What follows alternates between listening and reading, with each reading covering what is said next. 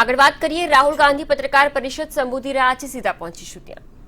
मैं किसानों को बहुत अच्छी तरह जानता हूं, ये नहीं जाएंगे, पीछे नहीं हटेंगे। अंत में सरकार को ही हटना पड़ेगा। फायदा है सबका कि आज हट जाए। तो ये किसानों पे मेरी एक्सपेक्टेशन थी बजट के बारे में कि सरकार हिंदुस्तान के 99% लोगों को सपोर्ट देगी। यह बजट 1% आबादी का बजट है। जो हमारे स्मॉल एंड मीडियम इंडस्ट्री के लोग हैं,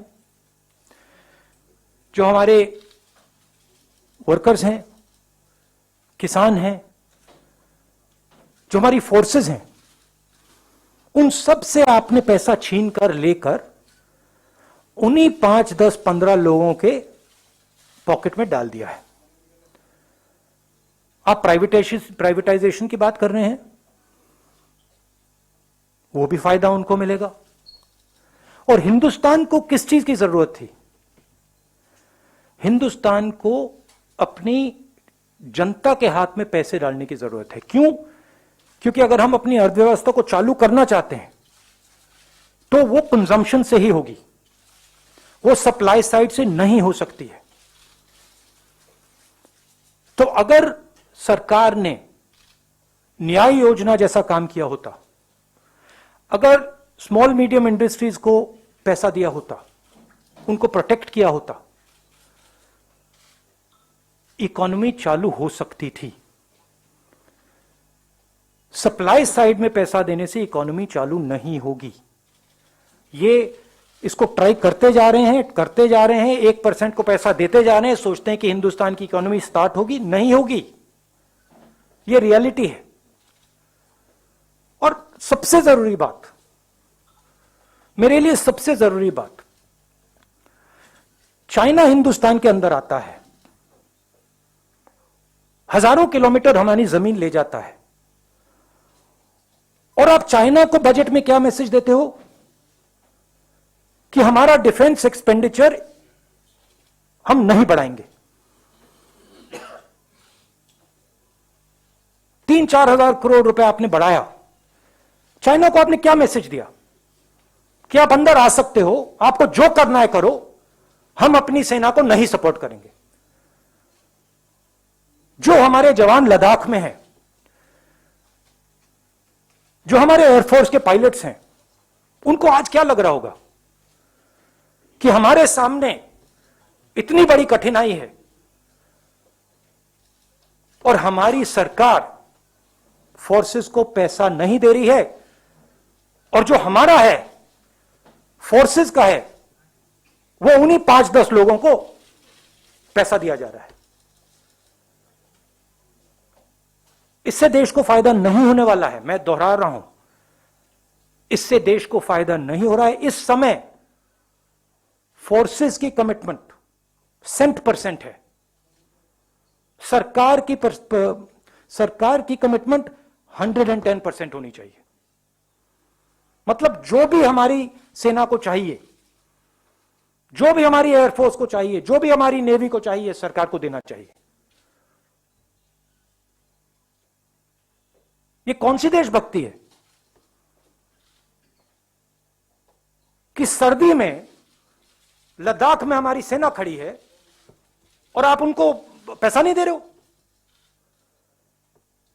ये कौन सा नेशनलिज्म है?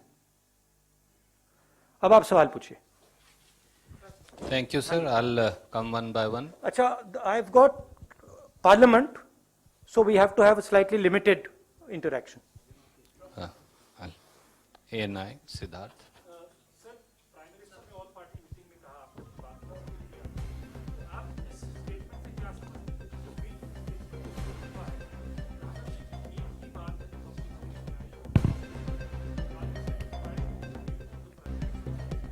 No, what view? The view which he has said that कि कृषि मंत्री ने जो कहा आप इस चीज से satisfied नहीं, the view that वो जो ऑफर था उसको वो टेबल पे है, वो व्यू। जी, और ये भी उन्होंने कहा नहीं नहीं, बात तो कर सकते हैं, मगर किसानों की इशू क्या है? किसानों की इशू ये है कि इन कानूनों को वापस लीजिए, और कोई इशू तो है ही नहीं। देखिए हुआ क्या, सरकार ने नोटबंदी की, सरकार ने जीएसटी लागू की, एग्रीकल्चर पे जीएसटी लागू की, आपने हिंदुस्तान की इकोनॉमी को नष्ट कर दिया। उसके बाद कोविड आ गया और जबरदस्त डैमेज हुआ। ब्राइट स्पॉट क्या था? जब हमारी स्मॉल एंड मीडियम बिजनेसेस, बड़े बड़े बिजनेसेस से कोविड से चोट लगी, ब्राइट स्पॉट क्या था? ब्राइट स्पॉट एग्रीकल्चर था। आपको याद होगा कुछ महीने पहले, एग्रीकल्चर इज ब्राइट स्पॉट, मतलब किसानों ने काम कर लिया, किसानों ने हिंदुस्तान को बचाया। अब आप उनकी जिंदगी नष्ट कर रहे हो, वो हमारी रीढ़ की हड्डी, अब उनको मार रहे हो आप, और फिर आप कह रहे हो वन फोन कॉल अवे। मतलब क्या वन फोन कॉल अवे? क्या वो प्रधानमंत्री से बातचीत थोड़ी करना चाहते हैं? वो अपना कानून, ये जो कानून है उसको वापस लेना चाहिए प्रधानमंत्री, और बातचीत क्या है उसमें? तो जो एक हिंदुस्तान का एक ब्राइट स्पॉट था उसको भी आपने तोड़ दिया। उमा शंकर जी।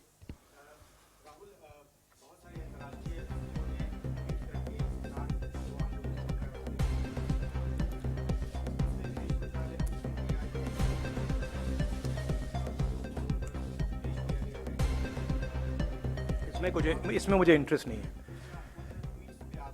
है, कोई ओपिनियन नहीं है मेरा। ये हमारा इंटरनल मैटर है, ये किसानों का मैटर है। बात क्लियर है कि ये जो कानून है ये वापस लेने हैं। Thank you. PTI Sanjeev Singh.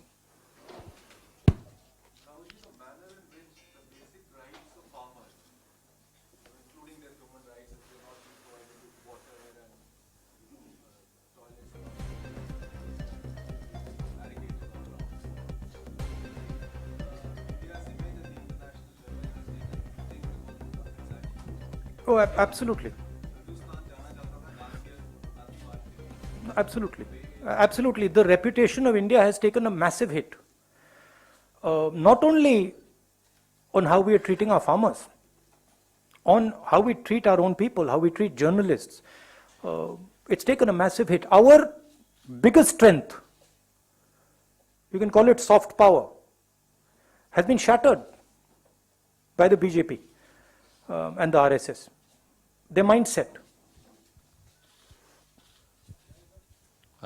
Ashish from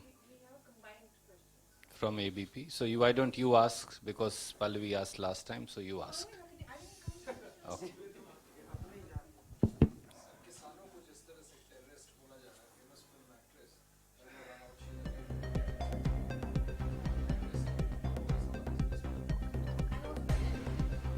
No, I said.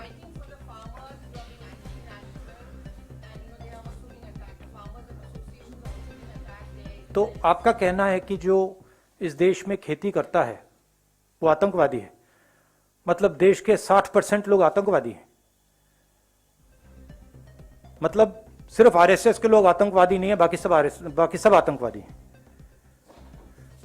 ये किसान हैं, अपना हक मांग रहे हैं। सिंपल सी बात है, आप उनका हक छीन के अपने 5-7 मित्रों को देना चाहते हो। जैसे आप हिंदुस्तान की सब इंडस्ट्रीज को मोनोपोली बना रहे हो, वही आप करना चाहते हो। किसान आपसे लड़ रहा है, आप उसको आतंकवादी कह रहे हो।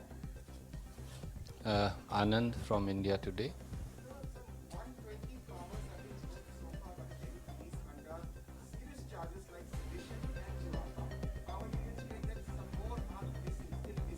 Yeah.